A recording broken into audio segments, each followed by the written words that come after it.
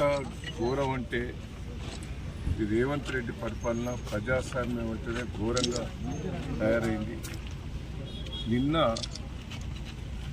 నిన్న మమ్మలను నేను విప్పు జారీ చేయాలి. ఆర్టీఓ ఆఫీస్ కూడా పోయేందుకు నాకు అనుమతి ఇవ్వదు. కమిషనర్ ఆఫీస్ కూడా పోయేందుకు అనుమతి ఇవ్వలేదు.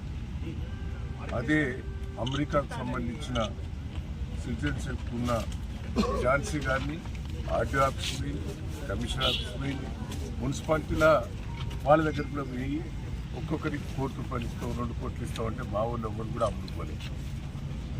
భయభ్రాంతులు చేసింది. ఎట్లా ఉంటాయంటే గతంలో నేను 45 ఏళ్ళ నుంచి రాజకీయాలు ఉన్నాను. ఈక్వల్ ఇప్పుడు కేసముద్రం ఉన్నది, ఈక్వల్గా ఉన్న కానీ ఎమ్మెల్యేకు ఓటు సమానం ఉన్నప్పుడు ఓటు హక్కు ఉపయోగించుకునే అవకాశం. ఇక్కడ ప్రజలు తొర్రూరు పట్టణ ప్రజలు క్లియర్గా మాకు 9 ఇచ్చారు, వాళ్ళకి 7 ఇచ్చారు. అంటే మేము మెజార్టీ ఉన్నాం, ఈక్వల్ లేవు. సరే ఎమ్మెల్యే ఓటు ఉపయోగించుకున్నదంటే అది. కానీ ఎంపీ కావ్య గారు వరంగల్లో ఆమె అప్లై చేసుకున్నది, వరంగల్లోనే నాకు ఓటకు కావాలని ఆమె పిటిషన్ పెట్టుకున్నది. ఆ పిటిషన్ ప్రకారంగా ఆమె పిటిషన్లు ప్రమాణ స్వీకారం చేసిండ్రు. ఇక్కడ నీకు ఓటకు కల్పించినామని క్లియర్గా వాళ్ళకు ఆధారాలతో ఇచ్చింది. 3 రోజుల బట్టి మేము ప్రయత్నం చేస్తున్నాం ఆర్డీఓ గారి దగ్గర, కలెక్టర్ దగ్గర, మున్సిపల్ కమిషన్ దగ్గర. ఏమో ఓటకు ఇక్కడ ఉపయోగించుకున్నదట, దాన్ని ఆధారం ఇవ్వండి అని మా కోర్టు వాళ్ళు అడుగుతున్నారు. 3 రోజుల బట్టి ఆధారాలు కూడా ఇస్తారు. ఇవాళ ఓటేసి అది ప్రజాస్వామ్యం వేసినాక ఒక్కసారి ఆలోచించండి. జనగాంలో ఇద్దరు సమానంగా ఉంటే మా వాళ్ళని గుంజి కాంగ్రెస్ పార్టీతో సమానం వస్తే ఆడ టాస్లా వాళ్ళకే వచ్చింది. తొర్రూరులో టాస్లా చైర్మన్ వైస్ చైర్మన్ వాళ్ళకే వచ్చింది. అంటే దీంట్లో కూడా మోసం. ఈ టాస్ పెట్టే కాడ కూడా వాళ్ళ అభ్యర్థులనే పేర్లు రాసుకొని వాళ్ళే మొత్తం పెట్టినట్టే మాకు అయిపోతారు. మళ్ళీ చూపెట్టు అంటే మా వాళ్ళు అడిగితే కూడా చూపెట్టే పరిస్థితి లేదు. ఎట్లా తీసిందనే చూపెట్టాడు. అంటే నాకు బాధ అనిపిస్తుంది, ఒక పక్క ఏడుపు కూడా వస్తుంది. ఏంది ప్రజలు ఇంత మాకు పట్టం కట్టిన తర్వాత ఎందుకు ఇట్లా చేస్తున్నారు ఈ ప్రభుత్వం? మరి అధికారులు ఇట్లా ఎందుకు చేస్తున్నారు? నన్ను ఎందుకు తీసుకొచ్చి ఇక్కడ పోలీస్ స్టేషన్ మా వాళ్ళందరినీ అరెస్ట్ చేసినాడు. ఆడవాళ్ళు ఆబ్జెక్షన్ చెప్పేటోళ్ళు, మా చైర్మన్గా నిలబడ్డ కుటుంబ సభ్యులందరినీ కూడా పట్టుకొచ్చి పోలీస్ స్టేషన్లో పెట్టినట్టు మా మిస్సెస్ను పోలీస్ స్టేషన్లో అరెస్ట్ చేసి పెట్టారు. నన్ను అడిగి రాకుండా చేశారు.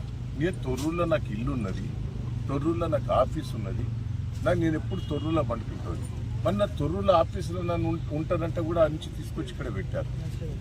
నర్సులపేట తీసుకొచ్చారు. ఆడ ఝాన్సీ గారికి సిటిజన్షిప్ అమెరికాలో ఉన్నదారు. ఇక్కడ ఇల్లు లేదు, ఏది లేదు, తొర్రూరులో బాధాపుతున్నదారు. అంటే ఎంత ఘోరం అండి.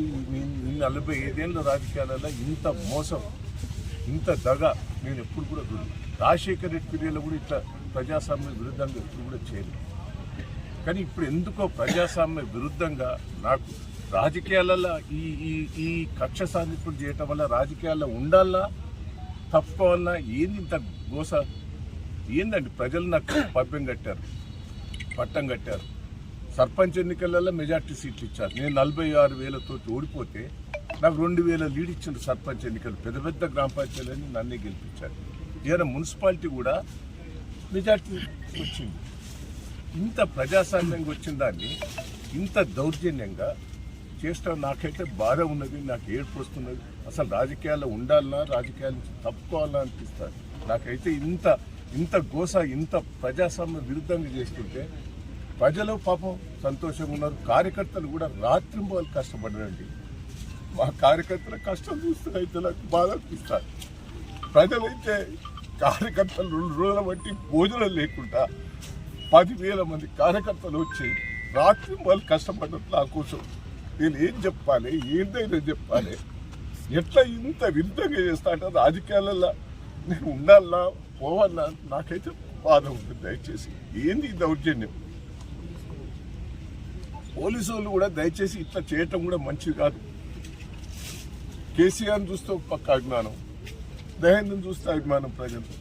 కానీ ఇంత అరాచకాలు చూస్తుంటే నాకైతే ఏమన్నా చెప్పండి. నా కార్యకర్తలకు ఏం జవాబు చెప్పుకోవాలి? కార్యకర్తలకు నేను ఏం జవాబు చెప్పాలి?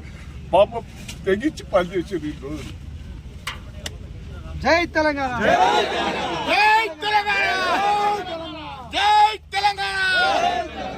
వర్ధిల్లాలి కేసీఆర్ గారి నాయకత్వం, వర్ధిల్లాలి కేసీఆర్ గారి నాయకత్వం. Congress down, Congress down, Congress down.